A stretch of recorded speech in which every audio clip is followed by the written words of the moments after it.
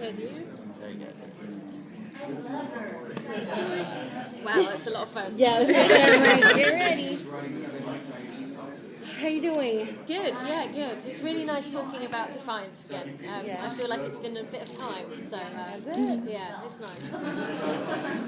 With all that makeup you have to have on, etc., were you at first worried with expressing yourself acting-wise, like physically, and your eyes are so expressive, which is great? Yeah. Did that worry you had to work on? Yeah, at first I felt like it was going to feel like I just had a lot of Botox in my forehead. But it was incredible how much I could move under that prosthetic. And it didn't take long before it just kind of became Arisa. And I really enjoyed that. I really enjoyed kind of morphing into somebody else completely, physically, emotionally. And with the accent and the alien language as well, it kind of really produced something else. And that was exciting. Now, Arissa's storyline this season is pretty heavy. Are we going to see that change the core of who she is, or? Yeah, I think you can't really go through something like that without it kind of really changing you. And I think some of the stuff that we'll sort of see as the season progresses just gets harder and harder for her. And I think it really just can only end in one place for her, really, and it's just more kind of darkness.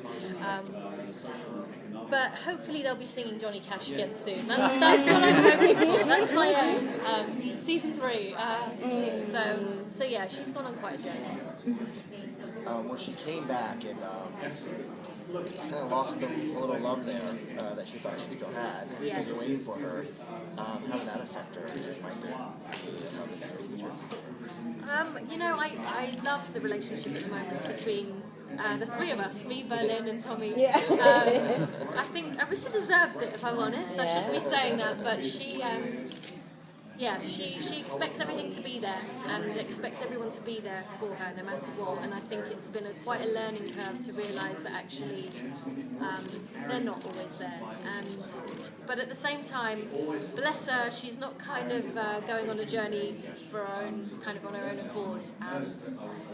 That little girl in the back of the car keeps talking to her, telling her what to do, and she's just responding. So yeah, I think people are going to be quite surprised at how gritty things get for us. Yeah, things get messy. Is there a moment coming up for the rest of the season that you really can't wait for the fans to see? There is actually a scene in episode 11 which sticks out in my mind because it was one of kind of the most intense scenes between Nolan and Arisa, and we didn't get many of those scenes through the season, and so everything kind of built to that moment, and it kind of broke my heart doing it, and his too. It kind of took us days to get over it, but it was a scene that it was necessary for those two, and I felt like it really needed. And you kind of see some of that old Arisa, but kind of also see this troubled Arisa that cannot figure out what's going on, and it's always lovely playing with Gon. We really missed that this season because Arisa has just been so isolated. You said at the panel that you guys didn't have lunch that day. Yeah. Oh yeah. We didn't have lunch for a few days after that. It was kind of I don't think we could even look each other in the eye for most of the season because Arisa really just kind of crushed everything that they had built together, and but he's trying to stick by her as much as he can.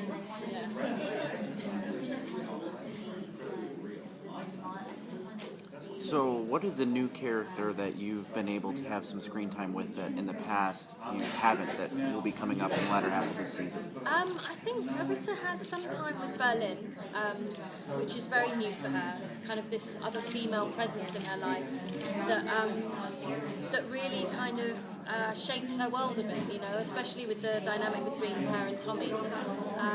And so that's really interesting to play also, because it's something that you wouldn't necessarily expect with Arisa. So yeah, and by the end of the season she has to start interacting with quite a lot of people. So you really do get a sense of things changing.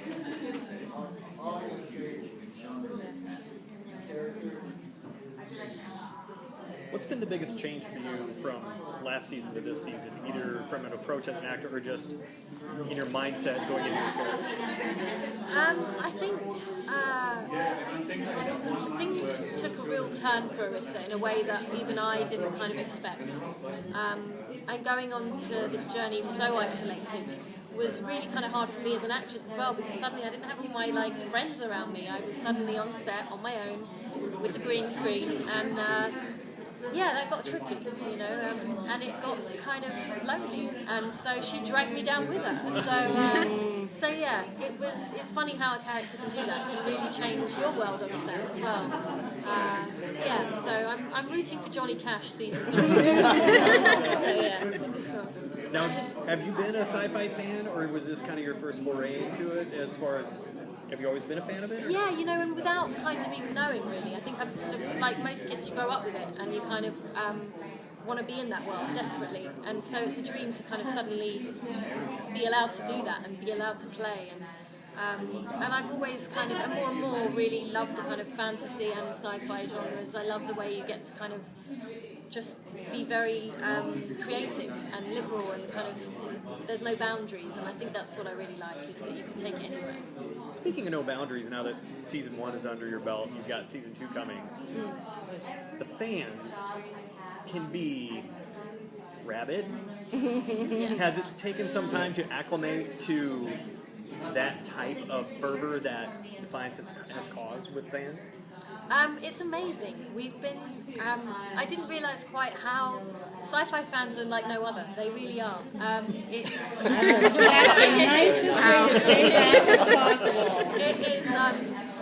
It is, I don't think I would ever expect or understand it until you're actually in that world, and it's quite unique and amazing, because the passion that they hold for shows is what keeps us going, is what kind of holds the shows up, and I really believe that is what keeps these shows going, and like today it was amazing, the turnout for the panel, and it was what helps us, and the feedback that you get really does influence what goes on in the show, and so it's important that people keep voicing what they like and don't like, because it really does influence the guys at the top. So, but yeah, I've never seen anything like it. I'd never come to Comic-Con before Defiance, and I'm sort of sad that I the passion that people hold for things is incredible, and I think it's amazing. Yeah, and it's like one big playground here. It really is. I can't imagine San Diego without Comic-Con now. Yeah. Exactly. So now that you've said that, have you seen something at Comic-Con that just really caught your eye? They're very cool. Thank you. But has there been something where you went, oh my god, I need this now? Like a panel that you had to see, or exhibition floor booth? Well, there was a Grant Morrison panel today, but it clashed with ours, so I was a bit gutted I didn't get to go to that. I did a panel with Dave McKean yesterday, which was really nice. It was nice just to do something different. And also just kind of experience the convention centre, walk around and kind of, just experience it as a fan myself. There's so many shows out there that I need to catch up on. And so, yeah, I think it's amazing that something like this has been created. More and more people should come out and experience it. No, thank you. My sugar to keep me going. Just a hint of vodka. Yeah, excellent. Just a hint. What's wrong with you? You're a professional. Cool. I have, yeah. Not so much recently because I was terrible at it. But I love the fact that the video game is running on the side. Like Kevin said earlier, it comes with its trials and tribulations along the way. But that's to be kind of expected with something new, and I love the fact that we're breaking boundaries with it and really experimenting. Between Defiance and Mirror Mask, you've got a lot of genre fans. What are you a fan of? I'm a huge fan of fantasy. I really am. I think Dave McKean triggered something in me that I wasn't maybe as aware of before working with him. His work is something I admire hugely, and it really opened up again the world that you can kind of really cross the boundaries seamlessly between fantasy and reality, and really and sci-fi does that. Sci-fi, that Defiance does it, and it's exciting for me and creative as an actress to be able to kind of go out there and not have a boundary, and it's liberating, and you can tell a story in so many different ways, and I think that's kind of, I love it, and I kind of hope to do more of it. So being at Comic-Con, if you were just coming as a fan, who would you dress up as? Well, that's a good one. Do you know, I've seen some really good Batman costumes. I'm tempted. I'm really tempted. I'd be kind of scrawny Batman, but maybe I could do a Batman / Arissa kind of vibe. But there's been some incredible costumes. There was a Dark Crystal costume last year that blew my mind. I mean, I'm such a huge fan of Dark Crystal that I think maybe something from that. Yeah, Dark Crystal. That's my choice. Yeah. Big fan. I just remember being sat in front of that. I don't think my mum ever realised how dark it was. And we were like toddlers. And she'd be like, watch this, because it was on for hours. And we'd just sit there watching it over and over again. And it was kind of, it blew my mind. Like, and I don't think we're going to get anything like that again, because it was so, with all the kind of real life puppets and things, that like you can't, everything's CGI now. On that note, you said that because it's Henson and Henson's Labyrinth. Yes, yeah, Labyrinth's another one, definitely. Yeah, I think maybe, something maybe created in Neil Gaiman's world, or something cool. Yeah. Neil Gaiman's American Gods coming up. Yeah, he's got some exciting stuff coming out. So yeah, exactly. You know, yeah. Being that you work with Julie Benz, are you a Buffy fan or an Angel fan at all? I am, you know, and it's so cool working with her. It really is, and also Dexter. You know, I watched Dexter and loved her in that, and Dexter was such a great series, and yeah, so who wouldn't want to work with her? And she's great. She's really professional on set. Actually, there's a lot to be said about Julie. You know, she always turns up on time. She always knows her lines. You know, she's done a lot of work, but she's always there, kind of. Yeah, we've got a lot to kind of live up to with her. So yeah. Now you mentioned Grant Morrison before. What about Grant Morrison's work? Do you have anything that stands out for you that you're a fan of? You know, I got into him through a lot of friends of mine and a lot of family. But I got to speak to Grant a couple of years ago, and we were talking about just kind of all sorts, like the world ending. And he's such an interesting guy. He really is.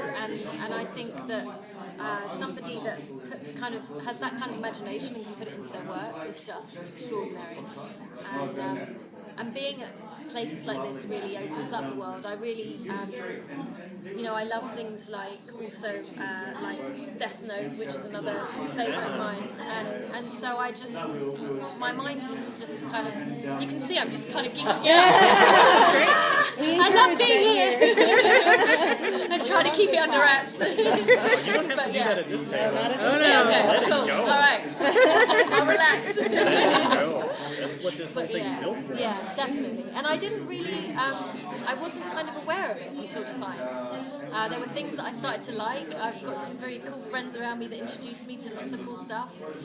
So being here really has just opened the world to me, and I think it will do that more and more, definitely. Very cool. Yeah. Back to the show a little bit. Oh, damn, really? Sorry. Oh, it's Defiance coming up. I know. Ursa is such a physical character. How much of that is you, and how much is the stunt person? She exhausts me, that girl. You know, I love the physical stuff, I really do. In fact, it's been quite a challenge because it's like I've never done anything like that. But the stunt team are amazing. I mean, really amazing. They let me do. I fight to do everything, and she'll let me do 90% of it. I have a great stunt double, Shara. I have to give a shout out to Shara because she's incredible, and she really does let me kind of get on with stuff. She'll stand back, and even if I'm not that great, she'll let me do it. And yeah, lots and lots of training. You know, I did some martial arts while I was out there, some knife throwing, even though I had to start off with a tennis ball, which I was most disappointed about. But yeah, they're incredible, and really trust us as well. You know, they especially with big fight scenes, we rehearse those as much in advance as we can. And then get to play around on the day, and they just kind of make it as safe as possible. And even though I've almost had a few people's eyes out, but we won't go there. Let's. They're still intact. But yeah, a couple of times I've thrown a knife and literally thrown it. Thrown it like Steph, not Arissa. And yeah, so, but it's been. They're brilliant, and yeah, this season I don't think we've seen it yet, but I'm hanging upside down at one stage.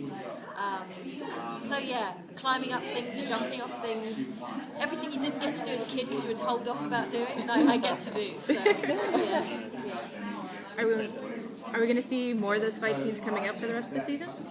Arissa gets herself into quite a few situations. Yeah, definitely, and it's been great playing that side of things. She's exhausted every side, emotionally, physically.